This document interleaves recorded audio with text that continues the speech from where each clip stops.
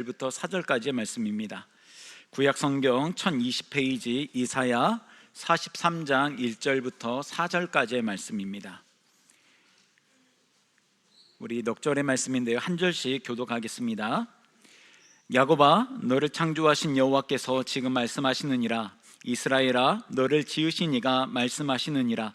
너는 두려워하지 말라. 내가 너를 구속하였고 내가 너를 지명하여 불렀나니 너는 내 것이라.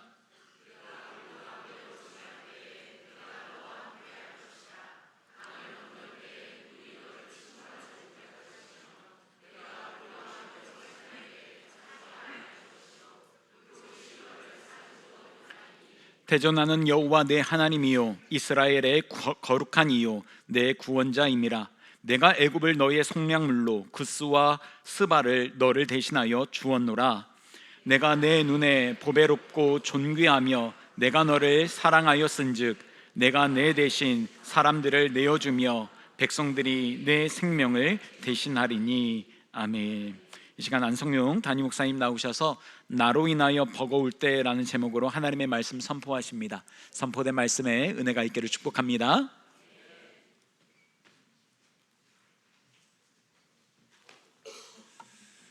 반갑습니다. 예수님을 알고 알게 하는 목자 안성용입니다.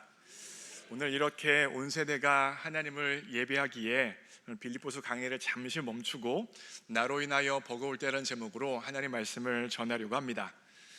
여러분, 오늘 교회 나오시기 전에 댁에서 뭘 하셨나요? 뭐 하셨어요? 아침에 일어나셔가지고 식사도 하시고 화장실도 보시고 세수도 하시고, 아마 그리고 나서 거의 뒷부분에 하신 게 바로 거울을 보셨을 것 같습니다. 거울을 보시면서 무슨 생각을 하셨습니까? 객관식이에요. 1번 이쁘고 잘생겼다.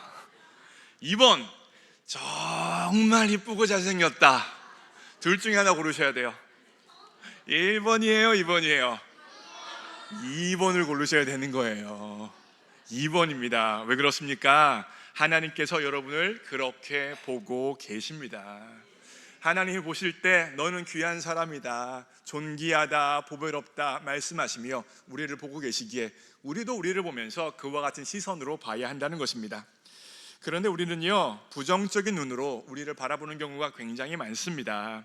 특별히 내가 싫고 내가 밉고 내가 마음에 안 드는 경우가 참으로 많아요. 왜 그렇습니까? 부정적인 자아상을 가졌기 때문에 그렇습니다.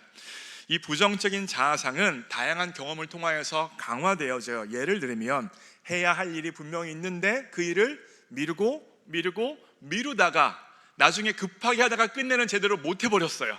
그러면 스스로에게 싫기도 하고 밉기도 하고 짜증이 나는 거죠.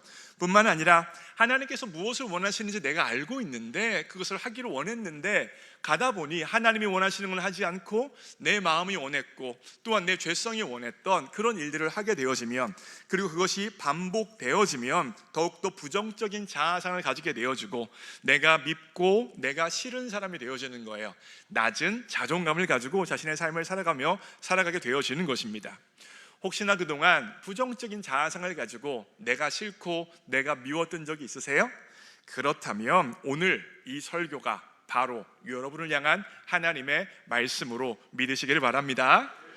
그리하여 저의 설교 제목은 나로 인하여 버거울 때예요. 나로 인하여 버거울 때 우리는 어떻게 해야 할까요? 첫 번째로 내가 하나님의 것임을 기억해야 합니다. 내가 누구 거라고요? 하나님의 것임을 기억해야 하는 거예요. 이사야 43장 1절 여러분들 읽으실게요. 읽습니다. 시작. 야곱아, 너를 창조하신 여호와께서 지금 말씀하시느니라. 이스라엘아, 너를 지으신 이가 말씀하시느니라. 너는 두려워하지 말라. 내가 너를 구속하였고 내가 너를 지명하여 불렀나니 너는 내 것이라. 하나님께서 이스라엘 백성들 그리고 우리를 향하여서 뭐라고 말씀해 주십니까? 너는 내 것이다, 너는 내 거다라고 말씀하여 주십니다. 여기서 하나님의 것이라는 것의 구체적인 의미는 하나님 가치라는 거예요.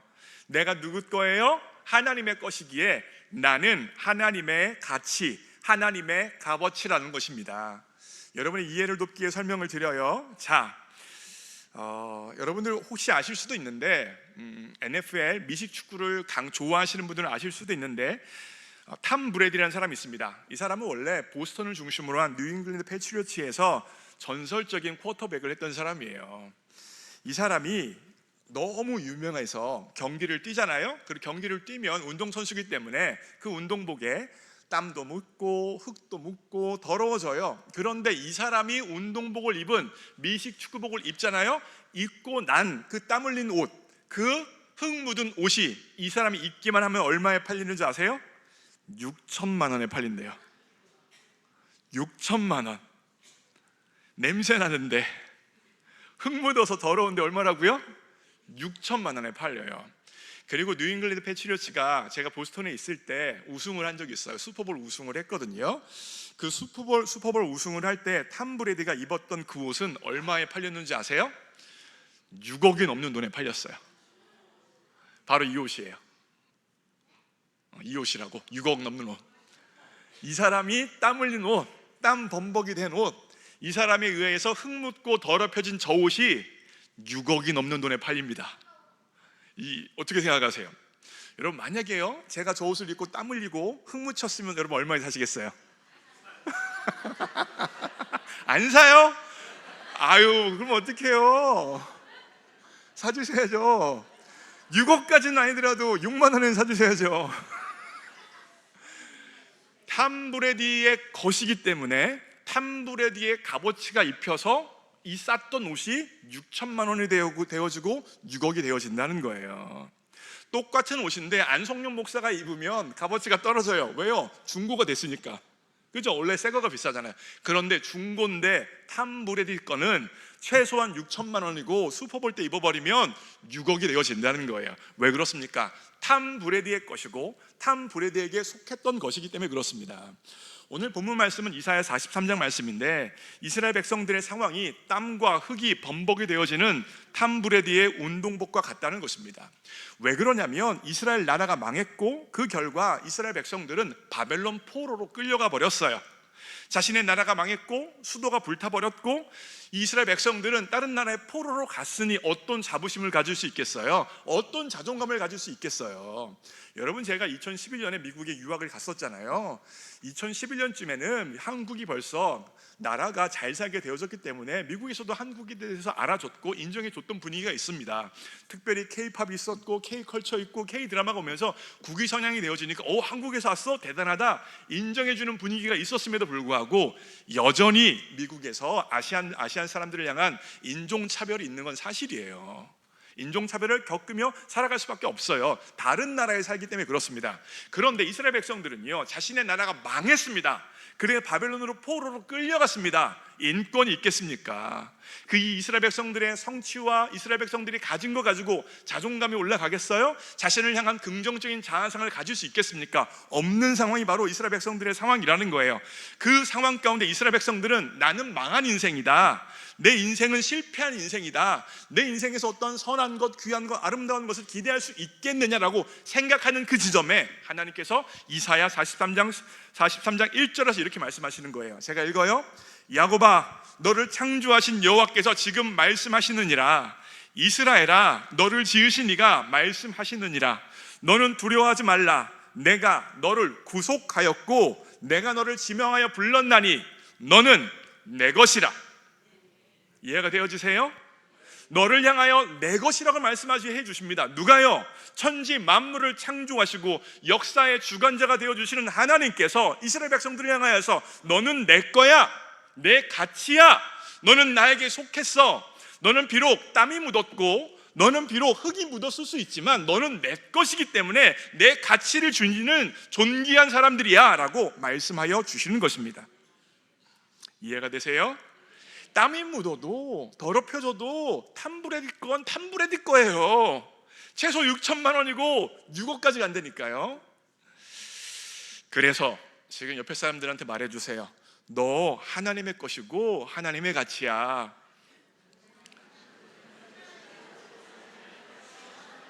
너 귀한 사람이야.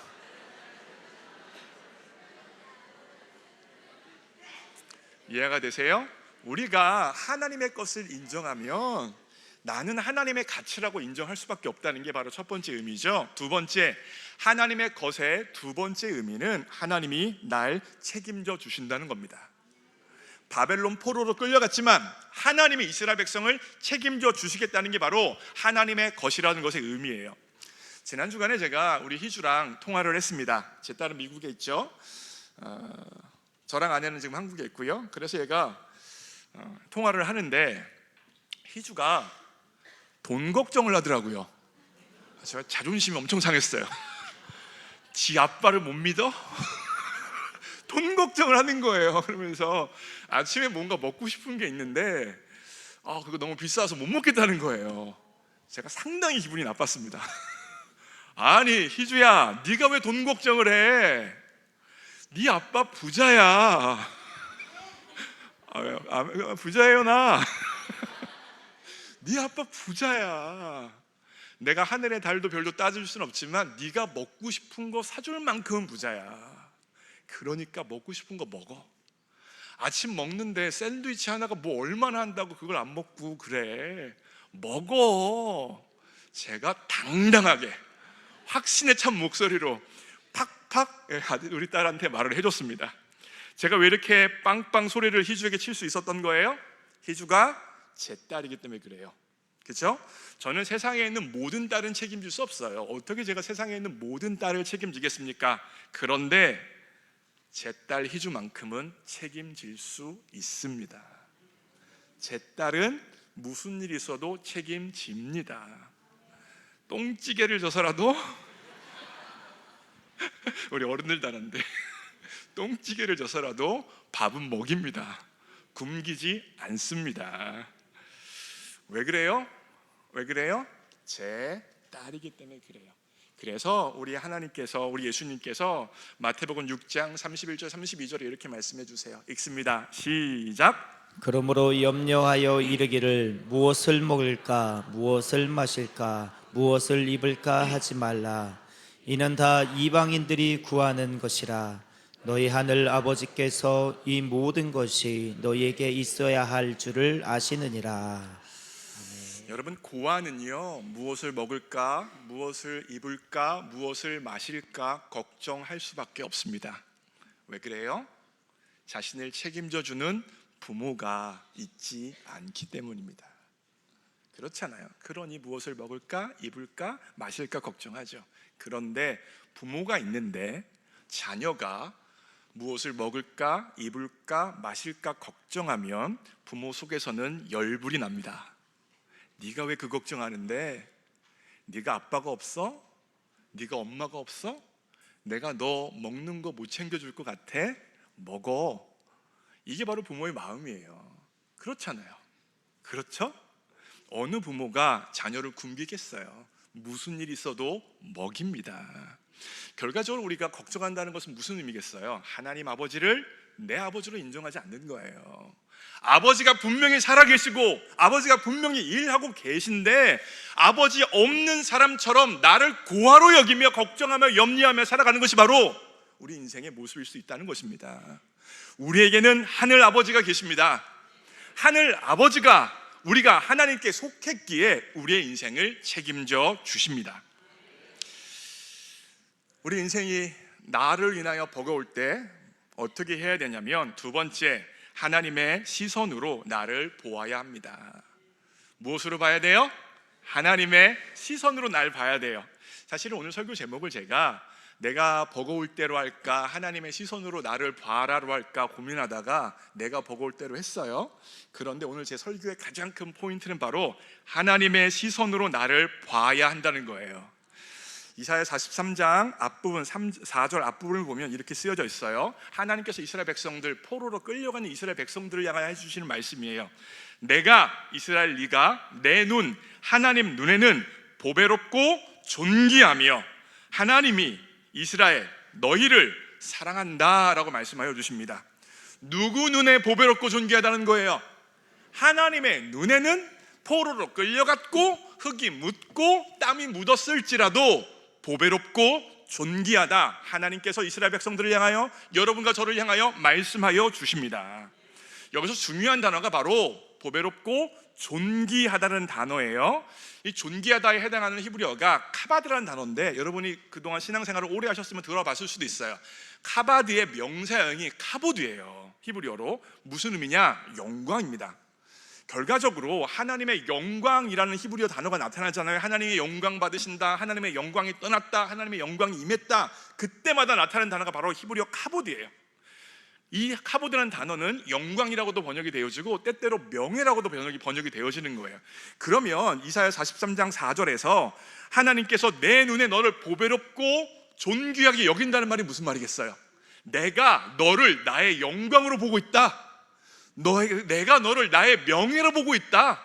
너는 그냥 단지 땀이 묻고 흙이 묻은 더러운 존재가 아니라 내 눈에는 너는 영광스러운 존재요, 명예로운 존재라고 하나님께서 인정하여 주고 계십니다. 이것이 바로 우리를 향한 하나님의 유일한 시선이에요. 하나님 앞에서 우리는 어떤 존재예요? 하나님은 우리를 어떻게 보세요? 보배롭고 존귀하게 하나님의 영광으로, 하나님의 명예로 우리를 봐주고 계세요. 이게 여러분 굉장히 중요해요. 일반적으로 자존감은요, 누가 나를 아주 소중히 여길 때, 누가 나를 소중히 대해질 때 생깁니다. 다시요. 자존감이 언제 생겨요? 나올지어다. 누가 나를 아주 소중히 여길 때, 누가 나를 소중하게 봐줄 때 생기는 거예요. 제가 이걸 정확하게 설명을 해볼게요. 요즘 개들은 지가 사람인 줄 알아요. 왜 그러겠어요? 사람이 개를 사람으로 대우하고 사람으로 사랑해주고 사람으로 인정해주니 개가 주제를 모르고 지가 사람인 줄 알아요. 정말로 그럽니다, 여러분. 저도 이제 애완동물 개 키우는 사람이긴 한데 집에서 뭐라고 불러요? 본인을 향하여서 나 개 엄마, 당신 개 아빠. 우리 집도 마찬가지예요. 제 아내가 희찬이한테 미국에 있을 때 서울이 산책시키러 갈 때 서울이한테 말을 막 해요. 서울아 형아한테 가. 형아가 너 산책시켜 줄 거야. 희찬이가 당장 뭐가 되는 거예요? 개 형이 되는 거예요. 희주는요, 개 누나. 이렇게 된다니까요. 저는 이게 싫어요. 그래서 제가 아내한테 분명하게 말했어요. 당신은 개 엄마 해. 나는 개 아빠 안 해. 나는 개 아빠 절대 안 해. 나는 개 아빠는 절대로 안 하고 개 아저씨는 해줄게. 그래서 우리 집에서는요, 제 아내가 서울이한테 말할 때 아빠한테 가라고 절대 안 해요. 아저씨한테 가. 아저씨한테 간식 달라고 그래. 아저씨한테 산책시켜 달라고 그래. 저는 집에서는 개 아저씨예요. 아빠는 아니에요. 제가 왜 이런 생각을 더 붙였냐면, 이제 서울이 처음에 이제 아기 때 강아지 때 키우는데 너무 예뻐요. 너무 귀여워요. 너무 사랑스러워요. 강아지 때 정말 그렇죠. 물론 커도 그렇긴 하지만. 그래서 서울이랑 자주 자고 자주 함께 했어요. 침대에서도 같이 강아지랑 같이 잤어요. 근데 서울이가 차근차근 크는 거예요. 이제 크니까 한 15kg, 18kg 막 이러더라고요. 그러다 보니까 침대에서 서울이가 가운데서 대자로 자는 거예요. 저는요, 조금씩 침대에서 벗어나더니 가생이에 걸쳐 자고 있는 거예요. 매번 가생이로 가는 거예요. 그런 모습을 보면서 서울이는 침대에서 대자로 자는데 나는 가생이에서 떨어질까 말랑 떨어지랑 말랑 이러고 자는 제 모습을 보니까 개판이네. 진짜 개판이더라고요. 어느 순간 개가 주인이고 저는 하수가 된 거예요. 이건 아니다. 아무리 사랑하고 좋아하지만 개는 개고 나는 사람이다. 나는 주인이다. 나는 개 아빠 아니다. 아저씨라고 불러라. 확언을 해줬습니다. 제가 이 얘기 왜 하는 거예요? 어떤 눈으로 상대방을 보는지가 중요하다는 거예요. 우리는 하나님의 눈으로 우리를 봐야 합니다. 하나님의 눈으로 우리를 보며 우리를 존귀히 여기면 우리는 존귀히 여김을 받는 대상으로 존귀한 사람으로 우리 인생이 살아가게 되어지는 거예요.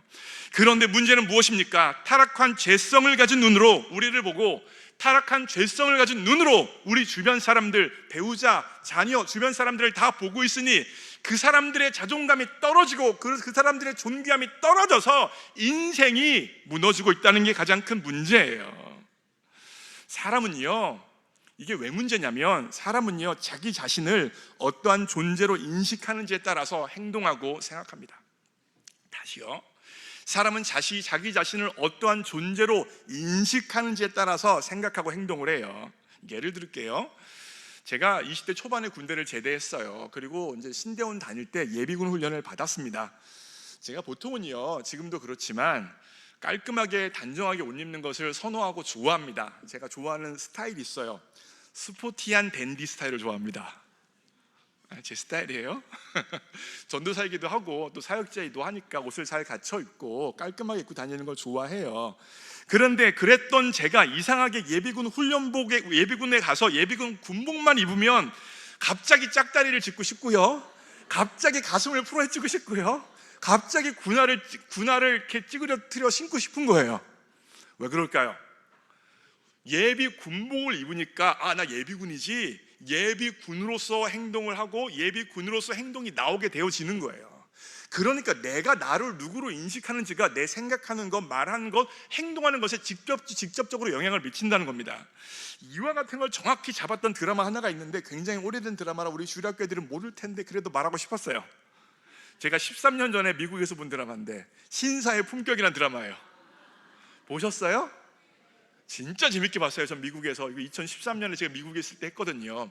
엄청 잘생겼잖아요. 특별히 가운데 있는 장동건이요. 근데 이 사람들이 예비군 훈련 받는 게 한번 나와요. 바로 이 사진이에요. 이렇게 나오더라고요. 보여요? 장동건? 철모에 뭐라고 써 있어요? 예비군이 아니라 예쁘군. 예? 또 철모에 비군, 여군 막 다 써놨어요. 그러면서 다 하나같이 가슴을 풀어헤쳤죠. 저도 저러고 싶더라고요. 내가 예비군이 되니까, 예비군 군복을 입으니까. 여러분, 사람은요, 나를 인식하는 방식으로 생각하고 행동하고 말하게 되어져 있어요. 내가 누구라고 생각하는지가 내 삶을 결정한다는 거예요. 그래서 여러분요, 제가 설교를 시작할 때마다 왜 예수님을 알게 하는 목자 안성룡이라고 저를 소개하겠어요? 제 정체성을 밝히겠습니까?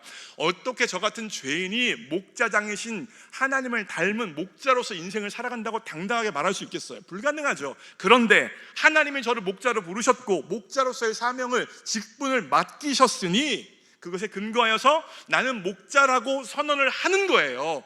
나 스스로를 목자로 인식하는 겁니다. 그러면 나를 목자로 인식하고 있기 때문에 목자로서 생각하고 목자로서 말하고 목자로서 행동하게 되어진다는 거예요. 내가 나를 이해하는 내 정체성이 내 인생을 결정한다는 것입니다. 그러기에 내가 나를 누구로 생각하는지는 우리의 인생을 결정해버린다고 말해도 과언이 아니에요. 하나님이 우리를 어떻게 보고 계십니까? 보배롭고 존귀하게 봐주십니다. 하나님이 우리를 어떻게 보십니까? 하나님의 영광이요 하나님의 명예로 봐주고 계신다는 거예요. 이 하나님의 시선으로 나를 바라보면 부정적인 자아상과 낮은 자존감의 문제가 해결날 텐데, 우리들의 문제점이 뭐예요? 나를 향한 하나님의 평가는 받아들이지 않고 나를 향한 세상의 평가를 받아들인다는 게 우리 인생의 가장 큰 문제점입니다.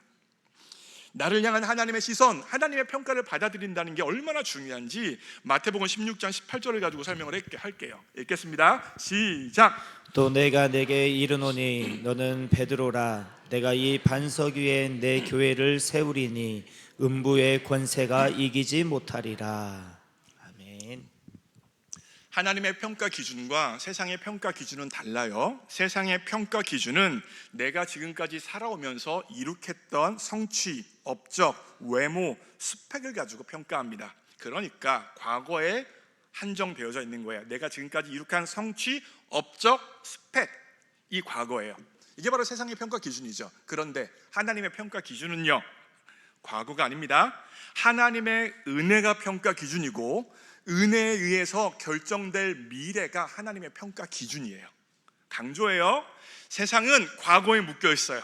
그런데 하나님의 기준은요, 하나님의 은혜가 평가 기준이고 하나님의 은혜에 의해서 성취될 미래가 평가 기준이에요. 자, 마태복음 16장 18절에서 예수님께서 베드로를 향하여서 반석이라 말씀해 주세요. 그런데 성경을 한번 면밀히 살펴보십시오. 16장 전까지 베드로가 하나님 나라의 반석, 교회의 반석이 될 만한 사람입니까? 그렇지 않아요. 베드로는요, 배우지도 못한 사람이에요. 쉽게 말하면 일자 무식입니다. 뿐만 아니라 충동적인 사람입니다. 생각하는 것보다 행동이 빠른 사람이고 고민하지 않고 움직여서 실수를 많이 하는 사람이 바로 베드로라는 거예요. 그런데 어떻게 이와 같이 배우지도 못하고 제대로 준비되어지지 않은 이 베드로가 교회의 반석이요 하나님 나라의 반석이 되어줄 수 있는 것입니까? 베드로 위에 하나님의 은혜가 임했어요. 그래서 베드로가 예수님을 향하여서 주는 그리스도시요 살아계신 하나님의 아들이라 신앙을 고백하게 되어져요. 하나님의 은혜가 임했다는 거예요. 그리고 그 은혜가 베드로를 하나님 나라와 교회의 반석으로 만들어 내신다는 거예요. 그 하나님의 은혜가 성취할 미래를 보시고 지금 베드로를 향하여서 반석이다 말씀하여 주십니다. 세상적인 시각으로 보면 베드로는 길바닥에 너부러져 있는 짱돌을 지나지 않아요.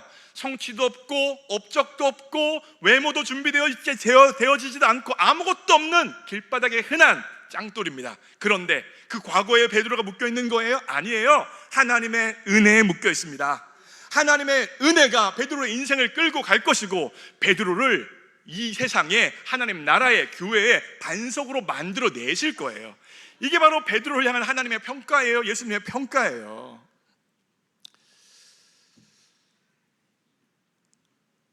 그러면 여러분들은 뭐겠어요?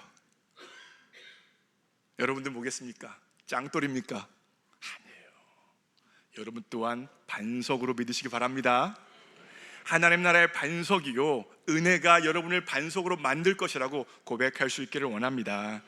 설교를 마무리합니다. 저는 어려서 세탁소집 아들로 자라났습니다. 그래서 어렸을 때 안송용, 성룡이란 이름보다는 세탁소집 아들이라고 더 많이 불렸던 것 같아요. 어디 집 아들이라고요? 세탁소집 아들이라고 많이 불렸어요. 그때 모습이 바로 이런 모습이에요. 세탁소 앞에 저렇게 쭈그리 앉아 있는 거예요. 저렇게 생겼어요. 그랬던 얘가 어떻게 자랐어요? 저 세탁소집 아들에서 지금의 제 모습이 보여져요? 안 보여지죠? 안 보여지죠? 그런데 하나님의 은혜가 저를 이렇게 만들어 주셨습니다. 여러 가지 요인이 있어요. 부모님의 헌신, 부모님의 기도, 주변 선생님들, 교회 목사님들의 도움, 성도님들의 섬김, 여러 가지 요인이 있었습니다. 제가 이렇게 자라나는 데는. 그런데 가장 중요하고 핵심적인 요인은 복음 가운데 저를 향한 하나님의 시선을 받아들였기 때문입니다. 하나님께서 저를 향하여서 보배롭다, 존귀하다 말씀하여 주시니 내 스스로를 보배롭고 존귀하게 여기며 보배롭고 존귀하게 살기를 선택하니 보배롭고 존귀한 삶이 열리는 것입니다. 여러분, 세상의 평가에 우리 인생이 좌지우지 되어지는 것이 아닙니다. 내 연약함이, 내 부족함이, 내 죄성이 내 인생을 결정하는 것이 아니라 하나님의 은혜와 사랑이 우리의 미래를 결정합니다. 하나님의 시선이 우리를 미래를 결정하는 거예요. 그런데 많은 사람들이 여전히 과거의 성취와 업적과 지금 내가 가지고 있는 것이 내 인생을 결정할 것이라고 생각하고, 나는 아무것도 못하고, 나는 연약하고, 나는 부족하고, 나는 처절하다고 여기면서 자신의 인생을 향한 하나님의 시선을 받아들이지 않고 있는 거예요. 하나님의 시선을 받아들이지 않고 세상의 시선을 받아들이고 있으니 세상의 시선이 날 지배하고 나는 무너진 새로 살아갈 수밖에 없는 것입니다. 오늘 하나님의 시선을 받아들이기 원합니다. 나는 보배롭습니다. 나는 존귀합니다. 그러기에 나는 보배롭고 존귀하게 살아갈 수 있는 것입니다. 이와 같은 신앙의 고백을 가지고 결단 찬양을 하려고 합니다. 결단 찬양 가사를 보세요. 다 중요한데 후렴부분, 내가 너를 뭐 했어요? 지명하여 불렀나니. 우리는 누구 것입니까? 하나님의 것이에요. 브래디가 입은 옷이라니까요. 브래디의 가치가 덧입혀지는 거예요. 우리는 하나님의 것이기 때문에 하나님의 가치를 입었고 보배롭고 존귀하다는 거예요. 하나님이 보배롭고 존귀한 우리를 책임져 주시겠다는 것입니다. 그리하여 마지막 부분에 내가 너를 어떻게 여깁니까? 보배롭고 존귀하게 여겨 주십니다. 이와 같은 복음 가운데 허락되어지는 정체성을, 하나님의 시선을 받아들일 수 있는 은혜가 찬양과 기도 가운데 있기를 원합니다. 함께 찬양합니다.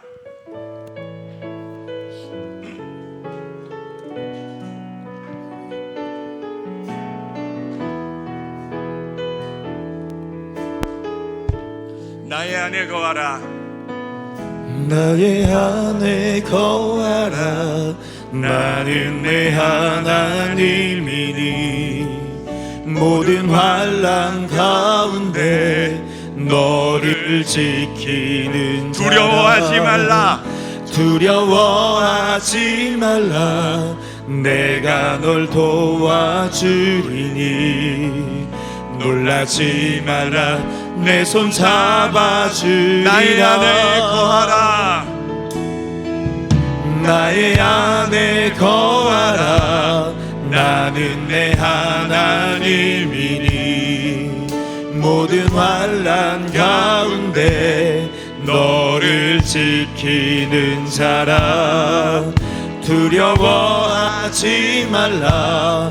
내가 널 도와주리니 놀라지 말라.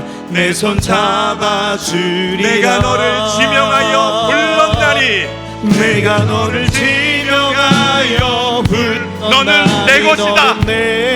너는 내 것이다. 내 것이라. 너의 하나님이라. 내가 너를 보배롭고 존귀하게 여기노라. 너를 사랑하는 내 여호와라. 내가 너를 지명하여 불렀나니 내가 너를 지명하여 불렀나니 너는 내 것이라.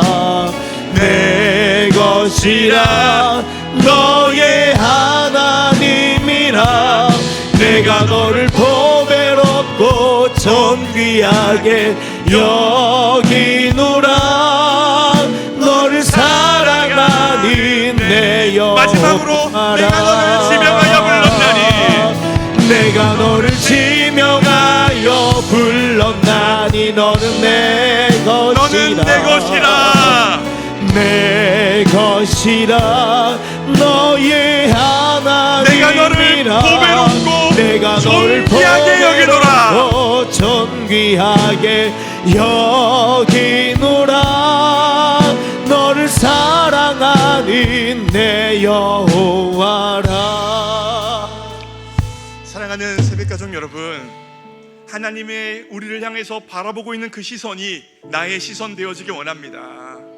세상에서 바라보는 시선이 나를 결정하지 않고 하나님이 나를 바라보는 시선이 나를 결정할 수 있도록 하나님 믿음을 허락하여 주옵소서. 나는 연약하기도 합니다. 넘어지기도 합니다. 쓰러지기도 합니다. 범죄하기도 합니다. 그러나 나는 하나님의 것입니다. 나는 하나님께 속했습니다. 나는 보배롭고 존귀한 하나님의 자녀입니다.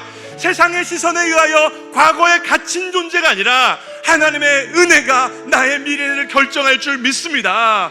이와 같은 믿음의 고백을 가지고 주님의 이름을 한번 부르고 통성을 기도합니다. 주여, 내가 너를 지명하여 불렀나니 나는 보배롭습니다. 나는 하나님의 것입니다. 나는 하나님의 가치입니다. 세상의 시선과 세상의 평가를 받아들이지 않게 하여 주시고 하나님의 시선과 하나님의 평가를 받아들이고 우리 인생을 살아갈 수 있도록 역사하여 주옵소서. 하나님이 나를 보배롭고 존귀하게 여겨주십니다. 나를 하나님의 영광이요 하나님의 명예로 여겨주십니다. 내 성취가 없고 내가 가진 것이 없을지라도 나는 보배롭습니다. 나는 하나님의 것이기 때문입니다. 하나님의 은혜가, 하나님의 사랑이 내 인생을 결정할 줄 믿습니다. 성령님 도와주시고 역사하여 주시옵소서. 하나님, 나는 하나님의 것입니다. 나는 세상의 것이 아니라 나는 하나님의 것입니다. 하나님의 가치입니다. 나는 하나님의 것이기에 보배롭고 존귀하며 하나님 아버지가 내 인생을 책임져 주실 것입니다. 성령이여, 성령이여, 밝게 깨달아 알아갈 수 있도록 역사하여 주옵소서. 성령이여, 성령이여, 나의 가치는 세상의 시각과 세상의 평가가 아니라 하나님의 평가요 하나님의 기준을 믿습니다. 성령님, 성령님 역사하여 주시되 성령님, 성령님 붙들어 주시되 성령님, 성령님 함께하여 한 번 더 기도할 때 그동안 내 가족을 향하여, 배우자와 자녀를 향하여, 우리 주변 사람들을 향하여 하나님의 시선이 아니라 세상의 평가와 세상의 시선으로 바라봤던 것을 회개하기 원합니다. 세상에서 우리의 자녀와 배우자들이 부족할 수 있습니다. 연약할 수 있습니다. 그러나 우리는 끝까지 하나님의 시선을 선포할 자로 부름받았습니다. 연약해도 부족해도 그 아이는 존귀하고 보배롭습니다. 연약해도 부족해도 넘어져도 내 배우자는 보배롭고 존귀합니다. 우리는 세상의 시선을 가지고 사람들을 바라봐서는 안 되고 하나님의 시선으로 바라보고 하나님의 시선을 선포하는 것으로 부름받았습니다. 성령님, 그동안 불신앙 가운데 주변 사람들을 바라봤던 것을 회개하오니 믿음을 가지고 보배롭고 존귀하다 선포하는 내 삶 될 수 있도록 역사하여 주옵소서. 주님의 이름 한번 부르고 통성으로 기도합니다. 주여, 내가 너를 하나님, 우리 자녀들에게 세상적인 시선과 평가로 말하지 않게 하여 주시고 하나님의 시선으로, 하나님의 평가로 아이들에게 말해줄 수 있도록 도와주옵소서. 세상에서 움츠러들어 있고 연약해 볼 수 있지만 하나님은 그 아이를 존귀하다 말씀하시고 하나님은 그 아이를 보배롭다 말씀하여 주시니 나 또한 하나님의 시선을 받아들여서 그 아이를 향하여서 너는 보배롭다, 너는 존귀하다, 너는 귀하다, 하나님의 은혜가 너의 미래를 결정할 것이다, 하나님의 미래가 너의 미래를 완성하실 것이다, 너는 짱돌이 아니라 하나님 나라의 반석으로 사용받을 것이다, 믿음을 가지고 선포할 수 있도록 도와주옵소서. 세상에서 우리 아이들이 연약하고 부족하고 못났다는 이야기를 들을지인데 우리는 믿음을 가지고 하나님의 시선을 선포할 수 있도록 역사하여 주옵소서. 너는 존귀하다, 너는 귀하다, 너는 아름답다, 너는 하나님의 것이기에 하나님께서 네 인생을 책임져 주실 것이다. 하나님의 은혜가 너의 미래를 결정하실 것이다. 하나님, 우리 자녀를 향하여서, 배우자를 향하여서, 이웃들을 향하여서 끊임없이 믿음의 선포를 할 수 있도록 역사하여 주옵소서. 믿음의 선포를 할 수 있도록 역사하여 주옵소서. 하나님의 시선을 가지고 바라보며 믿음의 선포를 끊임없이 하는 인생 되어지게 하여 주시고 그 결과 그 선포대로 되어지는 인생, 그 복음 가운데 허락된 정체성으로 되어지는 인생이 우리 자녀들의 인생이요 우리 주변의 사람들의 인생 되어질 수 있도록 하나님 도와주옵소서. 성령님 도와주십시오. 역사해 주십시오. 인도하여 주옵소서. 하나님 도와주십시오. 사랑하는 하나님 아버지, 우리는 연약합니다. 부족합니다. 죄성으로 넘어집니다. 그런데 나의 연약함과 부족함과 죄성이 우리 인생을 결정하는 것이 아니라 하나님의 사랑과 은혜가 우리 인생을 결정합니다.